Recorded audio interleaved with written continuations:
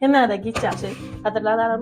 Bugün sizlerle özümün en kötü pişiren bilinçimin reseptini paylaşmak için başladım. 4 tane yumurta koyup direkt 1 stakan şeker, iyi qariyas. Suyucudan etmek isteseniz 2 çemçecik salsanız bo'ladi. Suyumuz qizg'in bo'lmalı. Şonda şekerimiz eriye. Ona şöyle. Şimdi unumuzu yaşmakta bo'lgan ham yer qattiq chaqib bo'lgan. Yarım stakan yağ. Soda, yine ko'proq salyan, sodadan iyisi bildirmez yağlayım.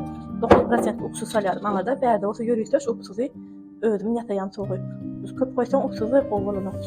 Bilinçik. Yine reaksiya geçici. Sodamız salamız son. Şimdi kalan sütümüz salır. Suyu kurak olmalı. Şonda. Fırın diğerlerinde salyat. Yağı. Bunun her yere sarma kokmanda.